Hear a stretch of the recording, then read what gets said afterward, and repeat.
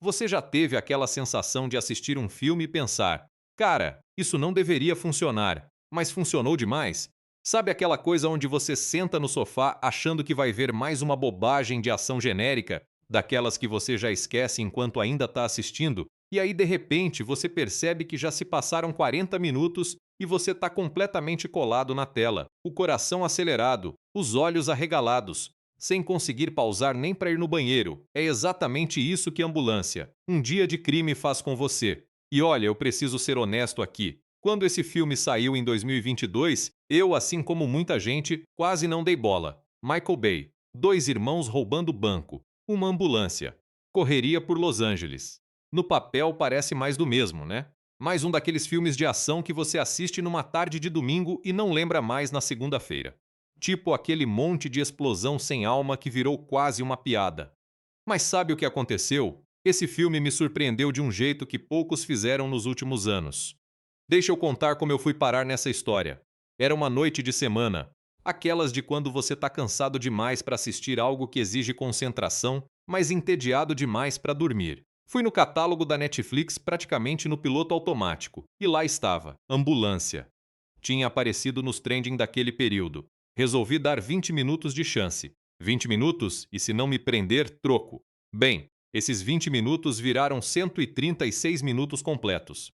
2 horas e 16 minutos que passaram voando. E aí eu fui pesquisar. Descobri toda a história por trás do filme. A produção insana, as filmagens no meio de uma pandemia, os drones, Jake Gyllenhaal segurando câmera dentro de uma ambulância em movimento, Michael Bay fechando rodovias de graça usando o charme pessoal dele.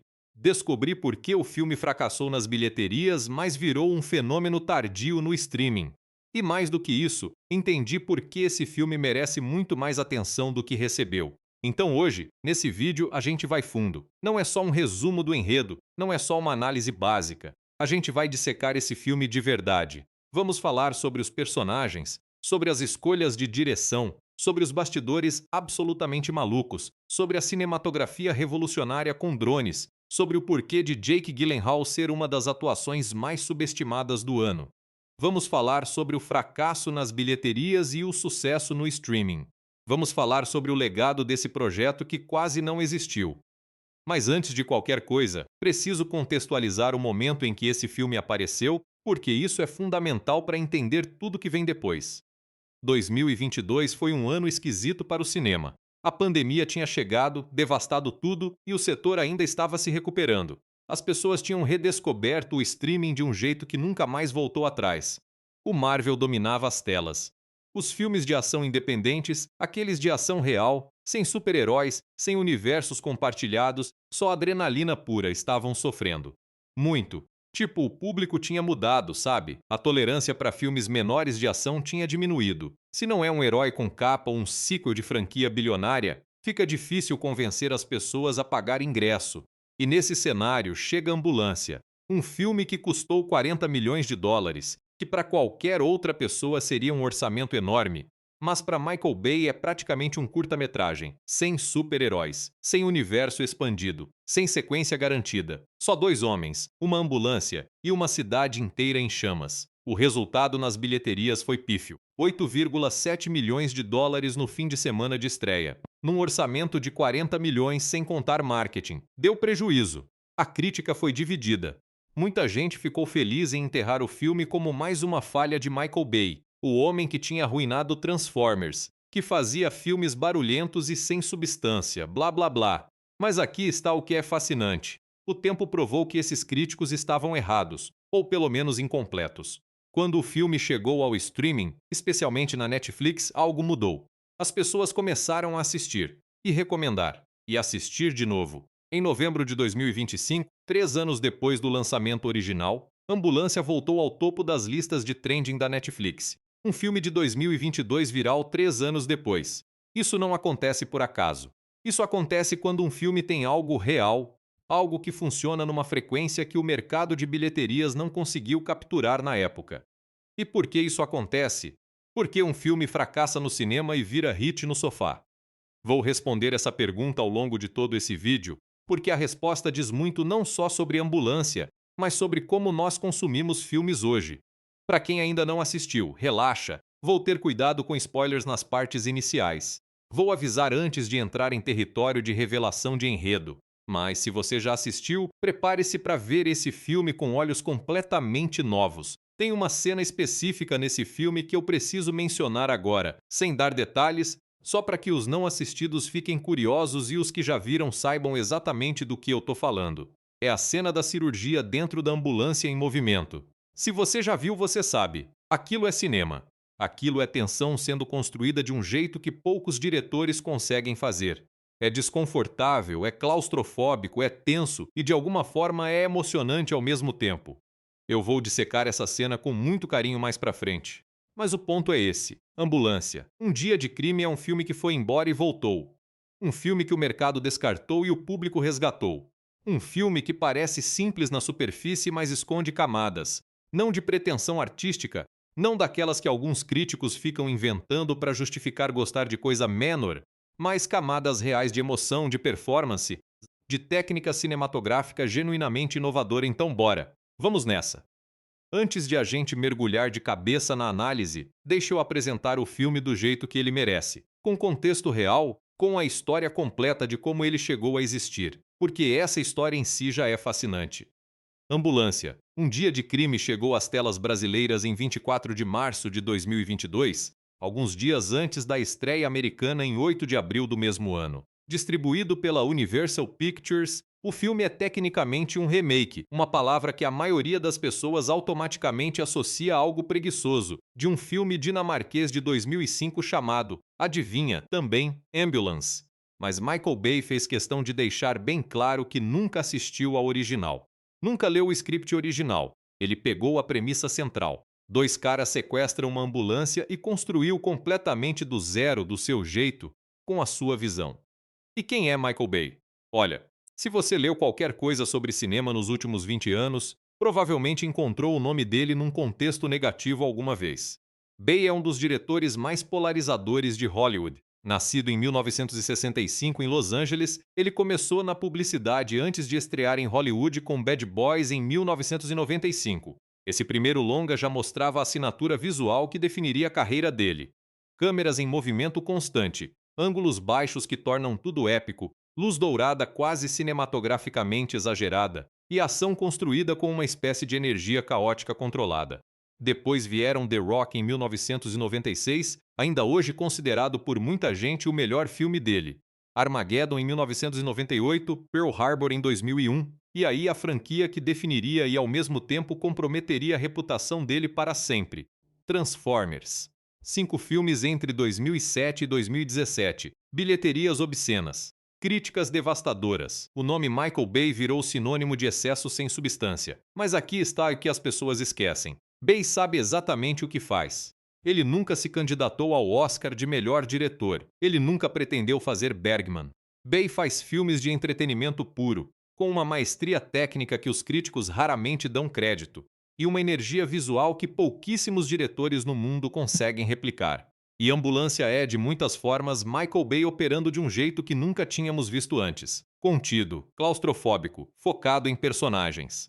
Agora, o elenco. E que elenco! Jake Gyllenhaal no papel de Danny Sharp, o irmão adotivo problemático, o cérebro criminoso da operação. Gyllenhaal é um dos atores mais tecnicamente dotados da geração dele. A galera lembra de Donnie Darko, de Brokeback Mountain, de Nightcrawler, um dos filmes mais assustadores dos últimos anos. Mas Ambulância exigiu algo diferente. Um vilão carismático, quase teatral, com energia de explosão constante. Jake entregou isso e foi além. Yahya Abdul-Mateen II como Will Sharp, o irmão veterano de guerra, o coração moral da história. Yahya tinha chegado nos radares com Watchmen da HBO e com Aquaman. Em Ambulância ele tem a tarefa mais difícil, ser o personagem com quem você se importa, o âncora emocional da história toda, num filme que poderia facilmente virar só espetáculo visual. Ele conseguiu. E Eiza Gonzalez como Kim Thompson, a paramédica que acaba presa no meio de tudo isso. Eiza é mexicana, já tinha aparecido em Baby Driver e Godzilla vs Kong, mas nunca num papel de peso como esse. Ela passou 3 meses inteiros se preparando. Trabalhou com paramédicos reais, com cirurgiões, com bombeiros. Chegou ao set sabendo fazer procedimentos médicos de verdade. E isso aparece em tela. O roteiro foi escrito por Chris Fedak, mais conhecido pelo trabalho em séries de TV como Chuck e Prodigal Son. A premissa básica é elegante na sua simplicidade. Dois irmãos adotivos roubam um banco. A operação dá errado. Para escapar, eles sequestram uma ambulância. E aí tem uma paramédica dentro e um policial baleado que ela está tentando salvar. A fuga se transforma numa corrida de vida ou morte pelas ruas de Los Angeles, com a LAPD inteira, drones militares e o FBI atrás deles. O orçamento de 40 milhões de dólares precisa ser contextualizado. Na escala de Hollywood, é modesto. Transformers custou mais de 200 milhões. Avatar custou quase 300 milhões. Ambulância com 40 milhões não ia ter CGI elaborado, não ia ter locações exóticas ao redor do mundo, não ia ter batalhas com exércitos.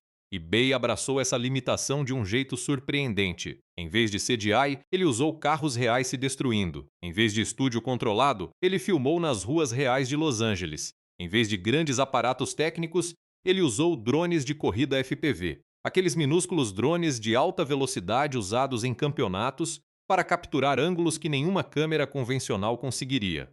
A limitação orçamentária forçou criatividade e criatividade produziu algo genuinamente inovador.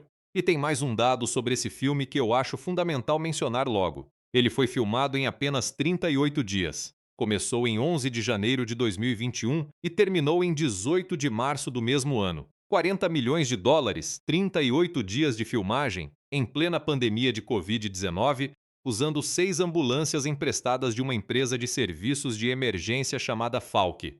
Parece louco? É louco! E funcionou. A estreia brasileira aconteceu antes da americana, algo que não é tão comum assim. Em 24 de março de 2020, aqui no Brasil, o título ganhou o subtítulo Um Dia de Crime, que em inglês não existe, o que é uma daquelas decisões de distribuição que às vezes faz sentido e às vezes parece aleatória. Nesse caso, funciona. Resume bem a proposta do filme. É literalmente um dia. Tudo acontece em aproximadamente 24 horas. Não tem corte temporal, não tem flashback extenso. É um dia de crime, do começo ao fim. Tem um detalhe de pré-produção que quase mudou o filme completamente. Dylan O'Brien. Sim, o cara de Maze Runner estava escalado para o papel de Will Sharp. Era ele quem ia contracenar com Gyllenhaal como os dois irmãos. O'Brien teve que sair por conflito de agenda, e aí entrou Yahya Abdul-Mateen II. Uma substituição de última hora que, olhando para trás, foi um presente. Não que O'Brien seja ruim, longe disso, mas Yahya trouxe uma profundidade e uma fisicalidade para Will que provavelmente seria diferente com outro ator. Então é esse o filme. Um thriller de ação, remake de produto escandinavo, dirigido pelo mais controverso dos diretores de blockbuster, com um elenco que entregou mais do que ninguém esperava, feito com um orçamento que seria insulto para outros projetos, mas que aqui virou vantagem. Esse é o contexto. Agora vamos entrar na história em si. A partir daqui vou entrar no enredo com detalhes. Se você ainda não assistiu e quer preservar a experiência, pula direto para a parte 5 do vídeo e volta depois. Dito isso, vamos nessa. Ambulância abre de um jeito que imediatamente estabelece o tom emocional do filme. A gente conhece Will Sharp, um veterano de guerra do Afeganistão, num momento de desespero genuíno. Sua esposa Amy precisa de uma cirurgia cara. O plano de saúde negou a cobertura. Will está tentando todos os caminhos legais e não está funcionando. Não é um criminoso. Não tem histórico problemático. É um homem comum com um problema devastador que o sistema se recusa a resolver. Esse setup importa muito, porque Michael Bay não é conhecido por setups emocionais cuidadosos. A reputação dele é a explosão primeiro, personagem depois, ou às vezes nem personagem. Mas aqui nos primeiros minutos, o filme faz questão de estabelecer que Will Sharp é alguém pelo qual você vai torcer. Você entende a lógica dele antes dele cometer qualquer erro. E então entra Danny. Daniel Sharp, interpretado por Jake Gyllenhaal em modo de pura energia caótica, é o irmão adotivo de Will. Os dois cresceram juntos, mas os caminhos divergiram completamente. Will foi para o exército, seguiu a linha reta, tentou fazer tudo certo. Danny foi para o lado errado e nunca olhou para trás. Ele é um criminoso profissional, charmoso, inteligente e completamente desprovido do senso de autoconsciência que impede a maioria das pessoas de fazer coisas absurdas. Danny propõe a Will uma solução simples para o problema da cirurgia de Amy: participar de um roubo a banco. $32 milhões num cofre de Los Angeles. Uma operação planejada, equipe profissional in e out em questão de minutos. A parte de Will, guardar a entrada. Papel periférico. Mínimo de risco. Will hesita, obviamente. Mas Amy precisa da cirurgia. E Danny é convincente. Esse nível de convincente irritante que só alguém que cresceu junto consegue ser, porque conhece todos os pontos fracos. Então Will concorda. E aqui é onde o plano começa a desmoronar. O roubo começa perfeitamente. A equipe de Danny é profissional. O banco é abordado com precisão. Por alguns minutos parece que vai funcionar. E aí aparece o oficial Zack Parker, um policial novato que foi até o banco, não a trabalho, mas para convidar uma funcionária para sair. Ele não estava ali na hora certa. Ou melhor, estava ali na hora absolutamente errada. Zack percebe o que está acontecendo. Tenta agir. O que se segue é uma troca de tiros tensa e caótica que resulta em a maioria da equipe de Danny morta ou presa, Zack baleado e em estado crítico, e os dois irmãos desesperadamente tentando encontrar uma saída do banco cercado. A solução que eles encontram é, no mínimo, improvável. Uma ambulância está parada do lado de fora, respondendo a uma chamada de emergência. A paramédica Kim Thompson e seu parceiro Scott estão no local. Dentro da ambulância está o oficial Zack, que Kim está tratando depois dos tiros. Danny e Will tomam a ambulância, com Kim dentro, com Zack ainda vivo mas sangrando profusamente dentro, e aí começa a perseguição. O que é importante entender sobre a estrutura narrativa de Ambulância é que o filme opera quase inteiramente em tempo real a partir desse ponto. A ambulância está em movimento, e permanece em movimento. Não tem pausa dramática conveniente onde os personagens param e refletem. Não tem cena de exposição tranquila onde alguém explica o plano. Tudo acontece simultaneamente. Will e Danny tentando escapar, Kemi tentando salvar Zack, a LAPD tentando parar a ambulância. E no meio de tudo isso, três personagens completamente diferentes presos num espaço minúsculo tendo que se entender. A dinâmica dentro da ambulância é o coração do filme. Cam não é só um refém passivo. Ela tem agência, tem um objetivo claro: salvar Zack. E vai usar todas as ferramentas disponíveis para atingir esse objetivo, incluindo manipular emocionalmente Danny e Will quando necessário. Zack é tecnicamente um refém inconsciente, mas sua sobrevivência ou morte vai determinar o destino moral de todos os outros personagens. E Will está cada vez mais dividido entre a lealdade ao irmão e o horror crescente com as consequências do que eles fizeram. Enquanto isso, do lado de fora, entra o Capitão Monroe da LAPD, um homem pragmático que vai fazer o que for necessário para resolver a situação, e o agente do FBI Anson Clark, que tem um histórico pessoal com Danny que complica tudo. Esses dois representam o braço do sistema tentando conter o caos, mas com abordagens radicalmente diferentes e às vezes conflitantes. E tem Papi. Papi, um dos personagens mais interessantes do filme, na minha opinião. Papi é um líder criminoso, velho amigo do pai de Danny, que é acionado quando os irmãos precisam de ajuda para se mover pela cidade. Mas Papi não oferece ajuda de graça. Ele quer 8 milhões dos 32 roubados. E Papi tem seus próprios planos, seus próprios recursos e uma lealdade familiar que vai complicar muito as coisas. A perseguição vai escalando. Carros explodindo, helicópteros, bloqueios, a ambulância no Rio Los Angeles, aquele canal de concreto que todo angelino reconhece de 10 outros filmes de ação. Tiros de todas as direções. E dentro da ambulância, Zack sangrando cada vez mais, Cami cada vez mais desesperada e os irmãos cada vez mais divididos. A primeira metade do filme estabelece tudo isso com uma velocidade que não dá descanso. Bay não te deixa respirar. Cada cena resolve um problema e cria dois novos. É a mecânica do thriller de ação funcionando em alta rotação, mas com algo que diferencia a ambulância da maioria. As apostas emocionais são reais. Você não quer só ver como a perseguição termina.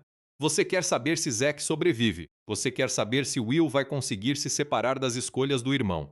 Você quer saber se Cam vai sair disso viva. E essa combinação, ação frenética com apostas emocionais genuínas, é mais rara do que parece, onde paramos. A ambulância em fuga, Zack sangrando, o mundo inteiro atrás deles. Agora vem a parte onde a ambulância mostra seu cartão mais surpreendente. A cena da cirurgia.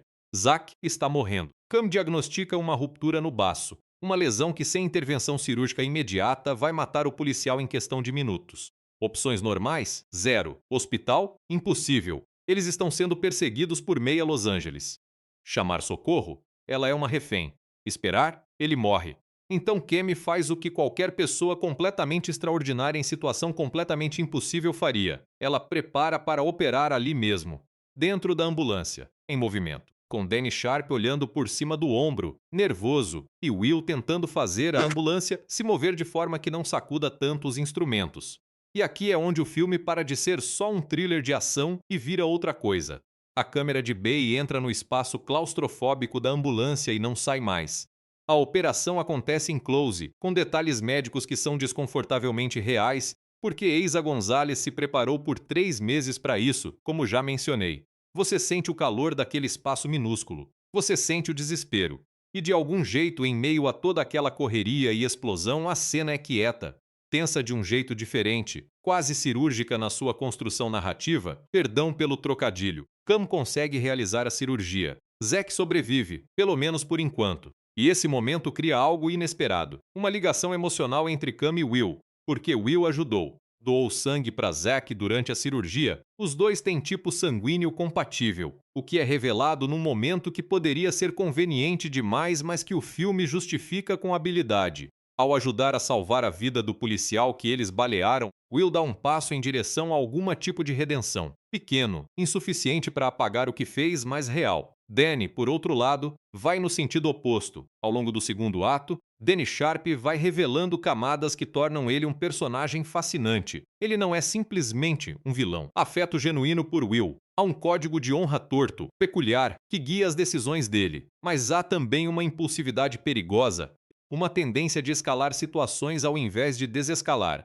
e uma incapacidade fundamental de recuar quando o orgulho está em jogo. Em determinado momento, Danny ameaça jogar Cam para fora da ambulância em movimento. Não é blefe, ele teria feito, e é Will quem impede.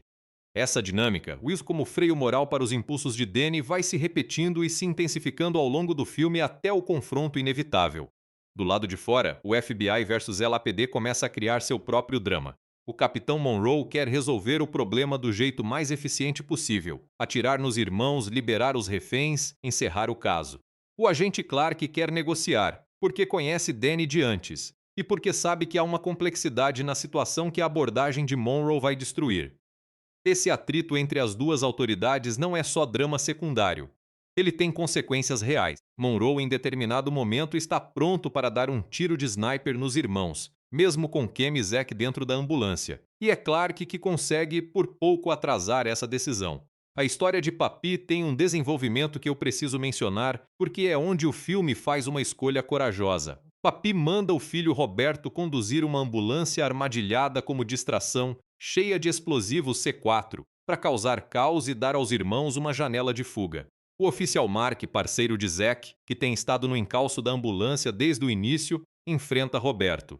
A perseguição termina de forma brutal e definitiva e Papi, ao descobrir o que aconteceu com o filho, deixa de ser aliado e se torna outra ameaça. Nesse ponto do filme, Danny e Will têm a Lelepi e agora Papi atrás deles, com Cam e Zack dentro do veículo, sem dinheiro ainda, sem plano de escape efetivo. O clímax acontece quando chegam ao esconderijo de Papi, e é aqui que a tensão entre os irmãos finalmente explode.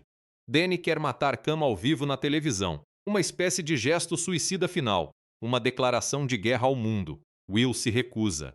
A briga entre os dois é intensa, física, emocional e dolorosa de assistir porque você passou o filme inteiro vendo como eles se importam um com o outro apesar de tudo. No final das contas, Danny e Will acabam matando Papi e toda a sua equipe para salvar Cam e Zack. Mas no caos acontece o que não deveria. Cam acidentalmente atira em Will, com a arma de Zack no meio da confusão. Danny descobre isso e decide ir ao encontro da polícia com Will ferido, mas não para se entregar. Para fazer uma última cena dramática, a declaração de guerra que ele queria fazer. Will, ferido mas ainda capaz de agir, toma uma decisão impossível. Ele atira em Danny pelas costas. O irmão que ele amou a vida inteira. O irmão que, apesar de tudo, foi o único que ofereceu ajuda quando Amy precisava de cirurgia. O irmão que é também a razão pela qual a vida de Will está destruída. Danny morre pedindo desculpas. Will é preso. Zack sobrevive e, num gesto de graça que o filme ganhou o direito de usar, diz à polícia que Will salvou sua vida. O desfecho não é feliz no sentido convencional. Will vai pagar pelo que fez. Mas Amy vai receber o dinheiro para a cirurgia. Cam discretamente passou parte do dinheiro do roubo para ela. numa decisão moralmente ambígua que o filme conscientemente não resolve. É um final honesto, sem redenção fácil, sem happy ending artificial. Will fez escolhas horríveis por razões compreensíveis e vai arcar com as consequências. Isso, num filme de ação de 40 milhões de dólares, é mais do que você esperaria. Os personagens de ambulância são o que separa esse filme da enxurrada de thrillers de ação genéricos que saem todo ano. Não são personagens profundos no sentido de um drama literário, mas são personagens reais o suficiente para que você se importe com o destino deles. E isso, no contexto desse tipo de filme, é tudo. Vamos começar com Danny Sharp, porque Jake Gyllenhaal entregou uma das performances mais subestimadas do ano e eu não vou deixar isso passar sem discussão. Danny é um personagem construído em contradições. Ele é genuinamente inteligente e genuinamente impulsivo ao mesmo tempo. É carismático e assustador no mesmo instante. Ama o irmão de verdade e coloca esse mesmo irmão em perigo mortal, por pura ganância e arrogância. Jake Gyllenhaal abraçou essas contradições completamente. Não tentou suavizar Danny, não tentou torná-lo simpático de forma artificial. Ele o deixou ser tudo o que é. Encantador, manipulador, engraçado, perigoso e às vezes patético. Tem uma cena específica onde Danny está ao telefone com o agente Clark, um velho amigo de faculdade, e a conversa oscila entre nostalgia genuína e ameaça velada em questão de segundos. Gyllenhaal faz isso parecer completamente natural, como se Danny fosse uma pessoa normal tendo uma conversa normal, que de repente lembra que está armado e sendo perseguido pela polícia. Essa capacidade de transitar entre registros emocionais radicalmente diferentes, sem a transição parecer brusca, é uma habilidade de ator de alto nível. O Gyllenhaal, que a gente viu em Nightcrawler, foi elogiado por anos como uma das melhores performances de thriller psicológico recente. O que ele fez em Ambulância é diferente, mais físico, mais barulhento, mais externo, mas não menos sofisticado.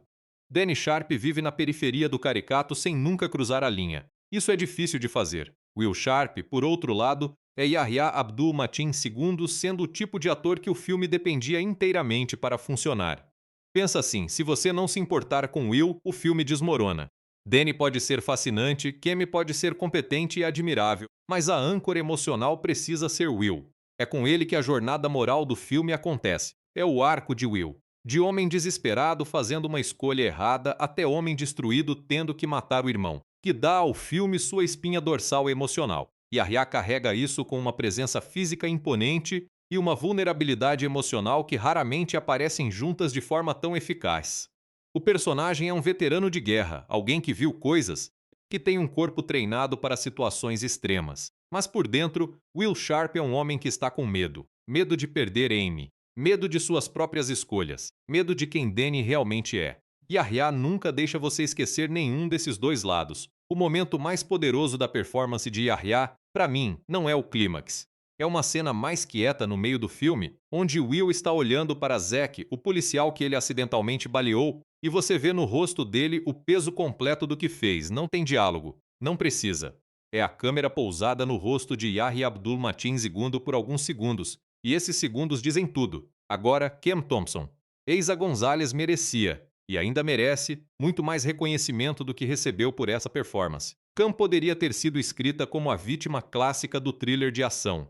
A mulher presa no lugar errado, que reage ao que os homens fazem ao redor dela. Isso seria o caminho fácil. O roteiro não foi por aí, e Eiza Gonzalez não foi por aí. Cam tem um arco completo e autônomo. Ela chega ao filme como uma paramédica competente, mas emocionalmente bloqueada. Há referências sutis a um passado complicado. Há escolhas profissionais que ela não consegue deixar para trás. E o trauma da situação vai abrindo essas feridas de um jeito que transforma como ela age. A decisão dela no final de passar o dinheiro para Amy não é um momento de redenção ou de fraqueza. É um ato de alguém que, depois de sobreviver a um dia impossível, decidiu exercer a agência moral de um jeito que nenhuma lei consegue categorizar facilmente. A preparação de Eiza Gonzalez para o papel merece destaque especial. 3 meses com paramédicos reais, com cirurgiões, com bombeiros. Ela alugou uma ambulância e ficou andando por aí dentro dela só para desenvolver equilíbrio e familiaridade com o espaço. Quando ela executa procedimentos médicos em tela, parece real porque foi real. Ela aprendeu a fazer aquilo de verdade, e isso cria uma autenticidade nas cenas médicas que nenhum efeito de câmera substituiria. Os personagens secundários também merecem menção. O Capitão Monroe de Garrett Dillahunt é o tipo de antagonista que o cinema de ação americano costuma fazer de papel, o policial rígido, obstinado que representa o sistema. Mas Dillahunt traz nuance para o papel. Monroe não é vilão. Ele tem uma lógica. E tem aquele detalhe completamente surreal do cachorro inglês, o próprio cachorro de Michael Bay, que complica os planos dele num momento absolutamente inesperado que funciona tanto como alívio cômico quanto como comentário sobre a imprevisibilidade de qualquer situação real.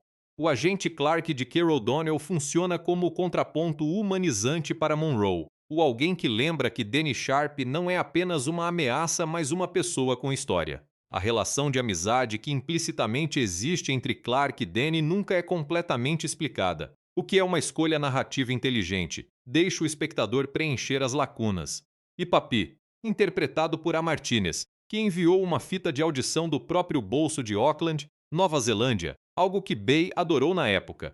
É um personagem com uma dimensão emocional surpreendente para o tempo de tela que tem. A cena onde Papi descobre que o filho morreu é breve, mas genuinamente tocante. Bay podia ter deixado Papi como obstáculo de segundo ato e nada mais. Em vez disso, há uma humanidade ali que enriquece o universo do filme. O que a Ambulância faz com seus personagens, no fundo, é o seguinte: coloca pessoas reais, com defeitos reais, motivações reais, medos reais, em situação completamente absurda e deixa a tensão vir da autenticidade delas, não do absurdo da situação. Isso é mais difícil do que parece, e é o motivo pelo qual o filme funciona. Tem uma frase que Michael Bay disse em entrevista que, para mim, resume tudo sobre Ambulância. Eu queria fazer um filme pequeno, vindo do homem que fez Transformers, do homem que explodia coisas em escala industrial, do homem cujo nome é quase sinônimo de excesso. Quero fazer um filme pequeno. E ele fez. Relativo ao que Bay normalmente faz, claro. Ambulância ainda tem carros explodindo, helicópteros, tiroteios, perseguições de alta velocidade, mas a escala é comprimida, o canvas é menor. E essa compressão forçou Bay a fazer algo que raramente tinha feito antes: focar. Michael Bay tem um estilo visual absolutamente identificável que, dependendo de quem você pergunta, é ou genialidade ou poluição estética. Ângulos baixos que tornam qualquer coisa épica, o chamado Heroic Low Angle Shot que Bay popularizou. Luz dourada quente, sempre a hora de ouro mesmo quando logicamente não deveria ser a hora de ouro. Câmera sempre em movimento, sempre girando, sempre encontrando o ângulo dinâmico. Cortes rápidos que criam ritmo de clipe musical mais do que de narrativa cinematográfica tradicional. Críticos odiaram isso por décadas. E tem mérito na crítica. Quando aplicado sem discernimento, o estilo de Bay pode ser cansativo. Mas aqui está o que muita gente não dá crédito. Bay entende movimento melhor do que quase qualquer diretor vivo. A forma como ele coreografa veículos, a forma como ele usa o espaço físico de uma cena de ação, a forma como ele cria a sensação de velocidade e caos de um jeito que ainda é legível para o espectador, isso é habilidade técnica genuína. Em Ambulância, esse talento ganha um contexto que o eleva, porque agora o espaço principal não é uma cidade aberta ou um campo de batalha. É o interior de uma ambulância, 2,5 metros de comprimento, talvez. Com 3 pessoas, equipamento médico, sangue, instrumentos cirúrgicos e uma câmera tentando capturar tudo isso. Bay resolveu esse desafio de um jeito que define o filme visualmente. Drones FPV. FPV First Person View são drones miniaturizados, do tamanho de um prato de jantar, originalmente desenvolvidos para corridas de drone profissional. São pilotados usando óculos de realidade virtual que colocam o piloto na perspectiva do próprio drone, navegando a 200 km/h em espaços apertadíssimos. A Drone Racing League forneceu os pilotos Jordan Tenkin e Alex Vanover, 2 atletas de drone de elite. O resultado visual é diferente de qualquer coisa que o cinema tinha visto até então. Esses drones entram em espaços que câmera nenhuma entraria. Eles voam pelo lado de fora da ambulância em movimento, depois entram pela janela, circulam pelo interior claustrofóbico, saem novamente, escalam um prédio em 2 segundos, descem em espiral sobre uma perseguição, tudo em um único take fluido. É desorientador de um jeito que é propositalmente desorientador, você nunca sabe de onde a câmera vai aparecer. Bay se inspirou em Steven Spielberg para essa escolha. Ele falou em entrevista que Spielberg sempre o incentivou a encontrar novas formas de colocar histórias na tela, a não se acomodar nos mesmos ângulos de sempre. Os drones FPV foram a resposta de Bay para esse desafio em ambulância. Além dos drones, Bay usou múltiplas câmeras Komodo Red durante as filmagens. Câmeras menores, mais versáteis, que podiam ser colocadas em espaços onde câmeras de cinema tradicionais jamais caberiam. Em algumas cenas dentro da ambulância, Jake Gyllenhaal estava literalmente segurando a câmera ele mesmo enquanto filmava, o ator como operador de câmera. Isso cria uma proximidade, uma textura de filmagem que é visceral e imediata. Há também uma escolha estilística que merece atenção. Bay comprimiu a paleta de cores do filme. Ambulância não tem o dourado exagerado dos Transformers. A Los Angeles deste filme é mais azul, mais fria, mais clínica nos interiores e mais árida nos exteriores. Essa mudança de paleta sutil comunica algo sobre o tom da história. Menos glamouroso, mais urgente. A sequência do Rio Los Angeles, aquele canal de concreto que aparece em Terminator 2, em Gone in 60 Seconds, em uma dúzia de outras produções de Los Angeles, ganha vida nova nos drones de Bay. Os helicópteros perseguindo a ambulância, os drones voando ao lado, abaixo, acima, tudo acontecendo em alta velocidade num espaço que é ao mesmo tempo aberto e completamente fechado. É uma das sequências de perseguição mais tecnicamente impressionantes dos últimos anos. E tem um elemento de direção que raramente é mencionado nas análises de ambulância, mas que eu acho fundamental. Bay deixou os atores improvisar. Não o roteiro inteiro, a estrutura narrativa estava estabelecida, mas as nuances de comportamento, as reações espontâneas, os momentos de interação entre os personagens dentro da ambulância. Aquela cena onde Danny e Will simplesmente param, num momento de pausa surreal no meio do caos, e ouvem música juntos? Isso nasceu de improvisação. Bay contratou consultores reais, cirurgiões de trauma, equipe SWAT, snipers, membros da unidade CIS da LAPD, não só para garantir autenticidade, mas para que os atores tivessem referências reais ao improvisar. Quando Cam realiza procedimentos médicos, ela tinha consultores do mundo real ao lado dela durante a filmagem. Quando Danny e Will interagem com a polícia, havia ex-policiais no set ajudando a calibrar como essas interações realmente acontecem. O resultado é um filme que tem a energia visual caótica que Bay é famoso por criar, mas ancorado em uma autenticidade de comportamento que seus projetos maiores raramente alcançam. É Michael Bay sem a rede de segurança dos 200 milhões de dólares, e paradoxalmente melhor por isso. A história de como a ambulância foi feito é, por si só, um roteiro de filme. E não estou exagerando. Tudo começa em 2015. O projeto é anunciado com Philip Noyce, diretor de Patriot Games e Clear and Present Danger, preso para dirigir, a partir de um roteiro de Chris Fedak. É um remake de um thriller dinamarquês de 2005. Parece um projeto razoavelmente convencional. E aí fica parado, por 2 anos. Em 2017, Noyce sai e entra uma dupla israelense, Navot Papuchado e Aharon Kesheles, conhecidos por thriller de horror. Eles trabalham na versão deles do projeto por um tempo. Nunca filma. Papuchado e Kesheles seguem em frente. O projeto fica no limbo. Desses projetos de Hollywood que existem no papel, tem um produtor animado e um roteiro, mas nunca encontram a combinação certa de timing, diretor e dinheiro para sair do papel. Aí chega 2020 e uma pandemia. Michael Bay estava se preparando para filmar Black Five, um projeto de ação que ele tinha planejado. O Covid derrubou tudo. De repente, Bay estava em casa, sem set, sem produção, sem nada acontecendo. E Bay não é o tipo de pessoa que fica confortável sem trabalhar. Ele ligou para o agente. Cara, eu preciso sair e filmar alguma coisa. Estou ficando louco aqui dentro. O agente lembrou de ambulância. Bay leu o roteiro. Pensou na premissa. 2 homens, uma ambulância, Los Angeles. Claustrofóbico, focado em personagens. Pequeno. E tomou a decisão. Numa ligação com Donna Langley, presidente da Universal Pictures, Bay propôs: eu faço esse filme, com um orçamento controlado, rápido, focado em personagens. Langley disse sim. A Universal entrou. Novembro de 2020. Bay é anunciado como diretor. Nesse mesmo mês, Jake Gyllenhaal recebe o roteiro enquanto está filmando The Guilty em Los Angeles. Ele lê. Quer fazer. Está dentro. Dezembro de 2020. Dylan O'Brien é anunciado como coestrela. 2 dias depois, entra conflito de agenda. O'Brien sai. Yahya Abdul-Mateen II entra. Sua produção em Aquaman e O Reino Perdido tinha atrasado por causa do Covid, abrindo a janela na agenda dele. Eiza Gonzalez confirma o 3º papel principal. Janeiro de 2021.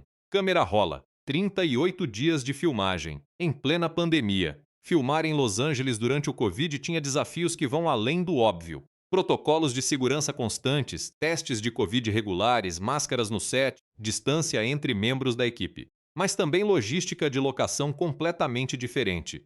Filmar nas ruas de Los Angeles normalmente já é complexo. Filmar durante uma pandemia, quando o mundo está com menos gente circulando, mas mais sensível a qualquer tipo de perturbação, é outro nível. E aqui entra uma das histórias mais divertidas de toda a produção. No primeiro dia de filmagem, Bay estava capturando cenas da ambulância em movimento numa rodovia. Viu patrulheiros na rodovia, guardas motorizados. Percebeu uma oportunidade, parou. Foi conversar com os policiais. Perguntou se eles queriam aparecer no filme. Eles disseram sim. E então, com o charme pessoal que é uma das capacidades menos reconhecidas de Michael Bay, ele convenceu esses policiais a fecharem um trecho de rodovia para a filmagem, de graça, usando o prestígio de estar no filme como compensação. Fechar um trecho de rodovia em Los Angeles normalmente custa entre 350 mil e 400 mil dólares. Bay conseguiu de graça no primeiro dia de filmagem. Esse espírito criativo de economizar recursos de maneiras inesperadas permeou toda a produção. As 6 ambulâncias do filme foram emprestadas da Falk, uma empresa de serviços de emergência. Não compradas, não alugadas ao preço de mercado. Bay negociou um empréstimo. O interior da ambulância foi reconstituído em 3 versões diferentes. Uma que se movia com a equipe dentro, uma desmontável para câmeras em diferentes ângulos e uma estacionária montada numa plataforma que podia ser sacudida para simular movimento. O desafio dos drones FPV merece um capítulo próprio. Bay descobriu a Lightcraft, a empresa de drones, depois que um executivo de produção mostrou a ele uma gravação aérea do topo do Wilshire Grand Center, o prédio mais alto de Los Angeles. A fluidez, a velocidade, a habilidade de entrar em espaços impossíveis. Bay ficou fascinado. Contratar pilotos de corrida de drone não é como contratar pilotos de helicóptero para cinema. São atletas de uma modalidade completamente nova, acostumados a competições, não a sets de filmagem com atores e equipe técnica ao redor. A integração desses dois mundos, o cinema tradicional e o esporte de drones de corrida, criou situações que Bay descreveu como caóticas nos melhores momentos. Os pilotos Jordan Tenkin e Alex Vanover pilotavam usando óculos de realidade virtual que colocavam cada um deles na perspectiva do próprio drone, navegando por dentro da ambulância em movimento, subindo fachadas de prédios, descendo em espiral sobre perseguições. Bay era um observador entusiasmado. Ele não podia controlar o que os drones faziam em tempo real da mesma forma que controlaria uma câmera convencional. Havia um elemento de confiança na visão dos pilotos que Bay raramente experimenta em sua filmagem normalmente controlada. Mas a cena que realmente definiu a produção de Ambulância foi a sequência no Rio Los Angeles. Não estava no roteiro original. Bay pensou nela num fim de semana quando 2 helicópteros ficaram disponíveis. Ligou para a equipe. Organizou tudo em poucos dias. Apareceu no local com uma ideia na cabeça e uma equipe que confiava nele. A sequência foi filmada em 2 horas e meia. Jake Gyllenhaal estava literalmente dependurado do lado de fora da ambulância, atirando para helicópteros reais enquanto a ambulância se movia, sem dublê para esse momento específico. Yahya Abdul-Mateen II filmou a cena enquanto fazia live stream para um amigo tão genuinamente empolgado com o absurdo do que estava acontecendo que não conseguia parar de rir. E tem o cachorro, o inglês Mastiff que aparece na cena do Capitão Monroe e complica todo o plano da LAPD. Esse cachorro é o cachorro de Bay na vida real. Bay não queria só colocá-lo no filme como cameo, queria que o cachorro tivesse consequências narrativas reais. E tem. A cena onde Monroe tem que adiar uma operação crítica porque o cachorro estava preso dentro de um veículo policial é ao mesmo tempo cômica e completamente integrada à lógica do enredo.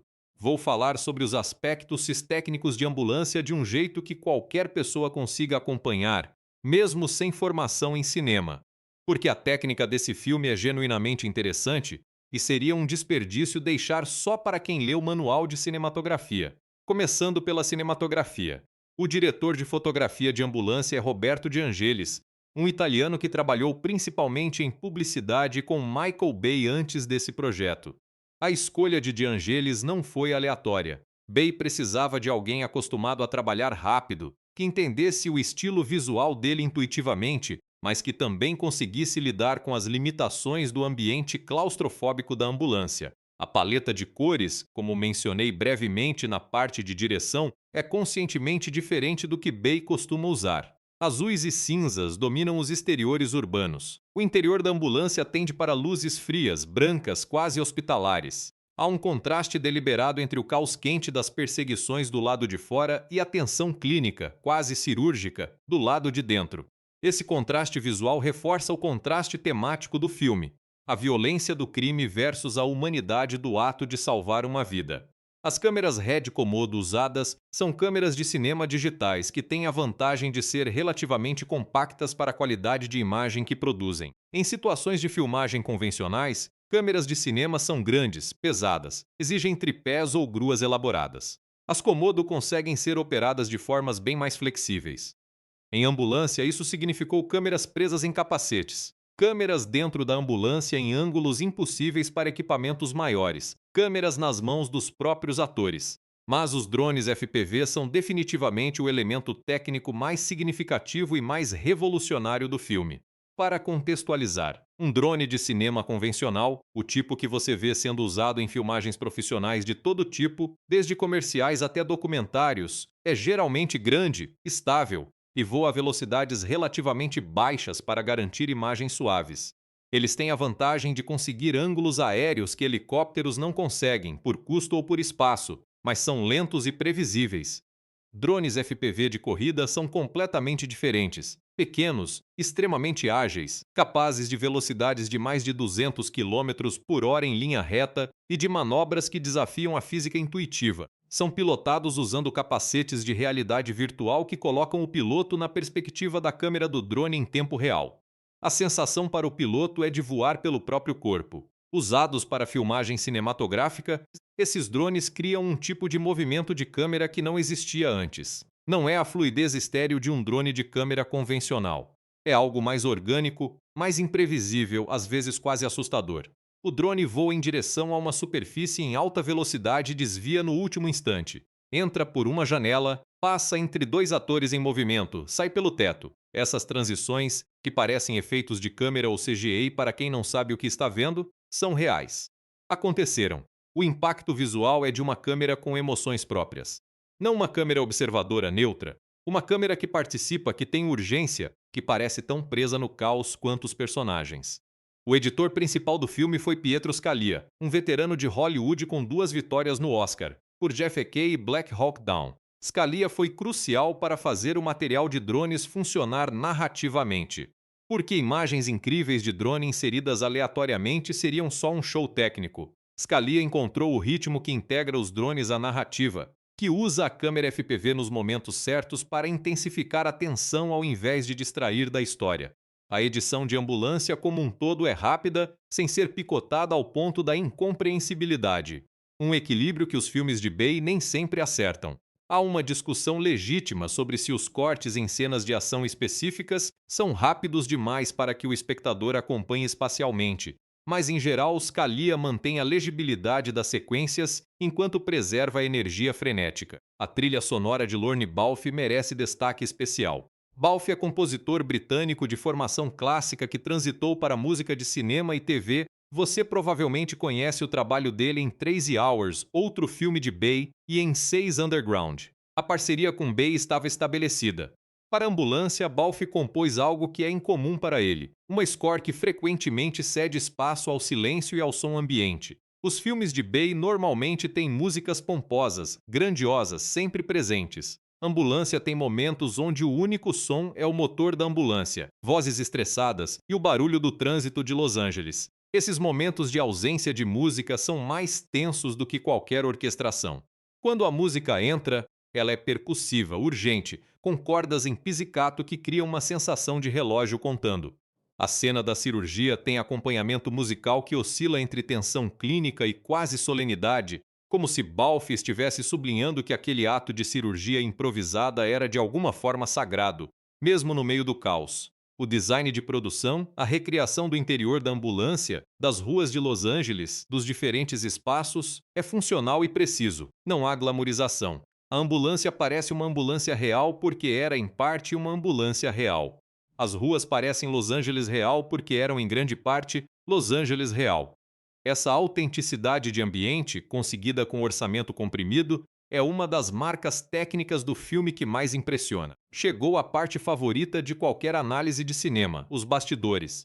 E Ambulância tem uma coleção de histórias que dizem muito sobre como o filme foi feito e por que ele tem a energia que tem. Vamos começar com algo que nunca fica de fora quando o assunto é este filme, a rodovia.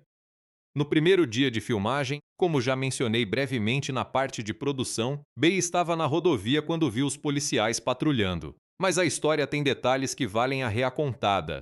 Bay saiu do set e foi pessoalmente até os oficiais. Explicou que estava fazendo um filme de ação, perguntou se eles queriam aparecer, e então, com aquela habilidade especial que ele mesmo descreve como Sweet Talk, sugeriu que seria incrível se eles pudessem criar um bloqueio de tráfego rolante para a filmagem da cena. Os oficiais toparam. Fecharam a rodovia. A cena foi filmada. O custo para a produção, $0. O custo normalizado de mercado, entre 350 mil e 400 mil dólares. Bay economizou quase um décimo do orçamento total do filme numa única conversa de 5 minutos no primeiro dia de trabalho. Mas a história que realmente circulou nas redações de Entertainment nos meses seguintes foi bem mais polêmica. Houve um acidente de carro durante as filmagens. Bay postou no Instagram um vídeo que mostrava um carro de produção batendo em outros veículos de forma aparentemente intencional, parte de uma cena de ação. O problema, parecia, para pessoas fora do contexto, que carros tinham batido em veículos reais nas ruas de Los Angeles sem aviso prévio. O prefeito de Los Angeles reagiu. O governador da Califórnia reagiu. Michael Bay passou 1 hora numa entrevista com o Collider explicando em detalhe que o que parecia um acidente improvisado foi uma operação meticulosamente planejada, com cada detalhe de segurança verificado antecipadamente. Ele descreveu a logística completa da cena, passo a passo, demonstrando que o que parecia caos era teatro controlado. O episódio é um microcosmo de como Bay opera, no limite do que parece possível, criando imagens que parecem impossíveis, e depois tendo que explicar para o mundo que não era tão louco quanto parecia.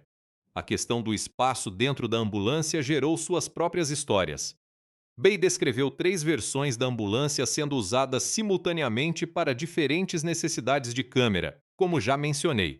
Mas o que é menos discutido é o impacto físico e psicológico disso nos atores. Jake Gyllenhaal, Yahya Abdul-Mateen Isgoo e Eiza Gonzalez passaram semanas trabalhando juntos num espaço que tinha literalmente menos de 3 metros de comprimento. A claustrofobia era real. O calor das câmeras e das luzes num espaço tão pequeno era real. A impossibilidade de se afastar um do outro era real. Bay, em entrevistas, sugeriu que isso foi intencional, que o desconforto físico dos atores alimentou as performances. Gyllenhaal confirmou: "Não tem como fingir que você está confortável naquele espaço porque você simplesmente não está, e esse desconforto genuíno aparece em tela." A tensão entre Danny e Will dentro da ambulância tem uma dimensão física, de invasão de espaço pessoal, que seria impossível de reproduzir artificialmente. A cena do Rio Los Angeles, a perseguição dos helicópteros que não estava no roteiro, tem seus próprios bastidores fascinantes. Bay descreveu como, num fim de semana, percebeu que 2 helicópteros estavam disponíveis. Convocou a equipe. Apareceu no Rio Los Angeles com uma ideia na cabeça e essencialmente improvisam a sequência com os atores e a equipe técnica num prazo de horas. Yahya Abdul-Mateen Kundo estava fazendo live stream para um amigo durante as filmagens dessa cena. Não como performance para redes sociais, genuinamente incapaz de acreditar no que estava acontecendo ao redor dele, querendo compartilhar o absurdo com alguém. Bay descobriu depois que isso tinha acontecido e disse que foi uma das reações de ator mais autênticas que já tinha presenciado. Jake Gyllenhaal estava dependurado do lado de fora da ambulância em movimento, atirando para helicópteros reais, sem dublê para esse momento específico. O diretor de fotografia capturou a reação genuína de Gyllenhaal, que não é de medo, mas de uma espécie de alegria adrenalínica. O ator estava se divertindo de verdade. E esse prazer genuíno está visível na performance. A história do cachorro do Capitão Monroe merece menção detalhada. Bay tem um inglês mastiff na vida real, um cão enorme, absolutamente imponente, que aparece no Instagram dele com alguma regularidade. Bay decidiu colocá-lo no filme, mas não como um cameo de segundo plano, Queria que o cachorro tivesse consequências narrativas reais. O problema: treinar um inglês mastiff adulto para cenas de filmagem controladas é um processo demorado. E filmar com animais adiciona variável que diretores normalmente preferem evitar. Um animal não vai fazer a cena do jeito certo só porque você precisa. Na cena onde o cachorro está preso dentro de um veículo policial. E isso complica a operação do Capitão Monroe. Houve múltiplas tomadas, múltiplas tentativas, momentos em que o cachorro simplesmente fez o que achava melhor independente de qualquer planejamento cinematográfico. Bay descreveu esse dia como o mais difícil do set. Há também a questão da improvisação de diálogo. Bay e Fedak estabeleceram as cenas e a estrutura narrativa, mas dentro desse quadro havia liberdade para os atores explorarem. Danny Sharp tem várias falas que Gyllenhaal descreveu como nascidas da improvisação, incluindo alguns dos momentos mais estranhos e mais memoráveis do personagem, como quando ele começa a discutir filosofia aleatoriamente no meio de uma fuga de carro. O processo de recrutamento de consultores técnicos foi extenso. A produção contratou 52 policiais da LAPD para as cenas, não apenas como extras, mas como consultores de comportamento durante as filmagens. Cirurgiões de trauma estavam presentes durante as cenas médicas. Membros da unidade CIS da LAPD, a divisão de investigações especiais que aparece no filme, participaram diretamente na construção das cenas envolvendo essa unidade específica. A extensão dessa consultoria técnica explica por que o filme tem uma textura de realidade que filmes de ação com orçamentos muito maiores às vezes não conseguem. Quando os policiais se comportam de uma certa maneira, é porque pessoas que já foram esses policiais estavam ali, ajudando a calibrar. Ambulância. Um Dia de Crime estreou nas bilheterias internacionais em 15 e 16 de março de 2022, chegando ao Brasil em 24 de março e aos Estados Unidos em 8 de abril. O que se seguiu foi um dos casos mais interessantes de dissonância entre performance comercial e qualidade percebida do cinema recente. No fim de semana de estreia americano, o filme arrecadou 8,7 milhões de dólares, em 3.412 salas de cinema, numa escala em que qualquer filme lançado em mais de 3.000 salas geralmente aspira a pelo menos 15 ou 20 milhões no primeiro fim de semana para ser considerado bem-sucedido. 8,7 era um resultado abaixo do esperado. O filme terminou em quarto lugar nas bilheterias atrás de Sonic 2, Everything Everywhere All at Once, que estava em expansão gradual, e uma outra produção. A queda nos fins de semana seguintes foi acentuada. Segundo fim de semana, 4,1 milhões. Terceiro, 1,8 milhões. Quarto, 1,2 milhões quando saiu do top 10. O total mundial ficou em 52,3 milhões de dólares, contra um orçamento de produção de 40 milhões, sem contar os 33 milhões que a Universal gastou só em propaganda televisiva. A Variety declarou o filme um flop de bilheteria. A Deadline atribuiu o fracasso a múltiplos fatores: o mercado ainda em recuperação da pandemia, a dificuldade de filmes de ação não franqueados atraírem públicos que estavam de volta às salas principalmente para filmes de super-heróis e a distribuição em data competitiva. A crítica foi polarizada de formas interessantes. No Rotten Tomatoes, o filme ficou com 67% de aprovação dos críticos, fresh, ou seja, positivo na escala do site, com uma nota média de 5,8 em 10. Para contexto, esse é o segundo filme mais bem avaliado de Michael Bay no Rotten Tomatoes, atrás apenas de The Rock de 1996. O consenso crítico do site diz: em alta velocidade e com sirenes ligadas, Ambulância chega para resgatar audiências em emergência de adrenalina Michael Bay. O Metacritic, que usa uma metodologia diferente de média ponderada, deu 55 em 100, classificado como reviews mistas ou médias. O público, curiosamente, respondeu melhor do que a crítica. O CinemaScore, pesquisa feita com espectadores na saída do cinema no dia de estreia, deu nota A ao filme. Isso é raro e significativo. Uma nota A no CinemaScore significa que quem viu no cinema gostou muito. O problema foi que poucos foram ao cinema ver. Os números demográficos do público de estreia são fascinantes. 62% do público foi masculino. 77% tinha mais de 25 anos. 49% tinha mais de 35 anos. Em termos étnicos, 38% branco, 29% hispânico-latino, 22% afro-americano, 11% asiático ou outro. Bay estava atingindo exatamente o público adulto masculino para o qual o filme foi projetado. Simplesmente não havia adultos masculinos suficientes voltando às salas de cinema naquele momento. Prêmios? Praticamente nenhum. Ambulância não entrou na conversa de premiações de fim de ano de 2022. Nem deveria, honestamente, não é esse tipo de filme. Mas vale mencionar que a performance de Jake Gyllenhaal foi citada em algumas publicações especializadas como subvalorizada, e os aspectos técnicos, especialmente os drones FPV, geraram discussões nas comunidades de cinematografia profissional. E então chegou o streaming. O filme foi lançado digitalmente em 23 de maio de 2022, apenas 6 semanas após a estreia nos cinemas, uma janela de exclusividade teatral extremamente curta, que reflete tanto a nova realidade do mercado pós-pandemia, quanto a decisão da Universal de limitar os danos comerciais do fraco desempenho nas salas. No streaming, o filme encontrou seu verdadeiro público. Gradualmente, ao longo de meses e anos, Ambulância foi sendo descoberto por pessoas que não o viram no cinema. Recomendado de boca em boca. Discutido em fóruns de cinema. Redescoberto em momentos de o que assistir hoje à noite. Em novembro de 2025, 3 anos após o lançamento original, Ambulância voltou ao topo das listas de trending da Netflix. A Entertainment Weekly publicou uma matéria sobre o fenômeno, perguntando por que um filme de 2022 estava repentinamente sendo assistido em massa 3 anos depois. A resposta é simples e reveladora. O streaming dá às pessoas a liberdade de descobrir filmes no próprio ritmo, sem a pressão do hype de estreia e sem a barreira de pagar ingresso num momento específico. O fenômeno do flop teatral que vira hit de streaming não é exclusivo de Ambulância. Tem acontecido com uma frequência crescente que levanta questões sérias sobre como a indústria mede sucesso e fracasso. Se um filme fracassa no cinema, mas é visto por dezenas de milhões de pessoas no streaming ao longo de anos, foi realmente um fracasso? Sabe o que é interessante sobre Ambulância? Um dia de crime, quando você olha para ele agora, alguns anos depois, ele virou uma espécie de espelho.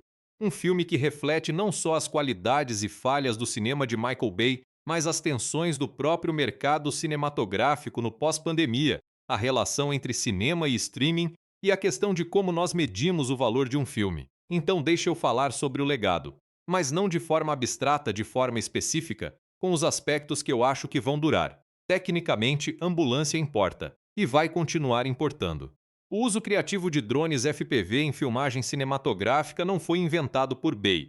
Já havia experimentos antes, mas Ambulância foi o primeiro filme de grande distribuição a usar essa tecnologia de forma tão central e tão ambiciosa.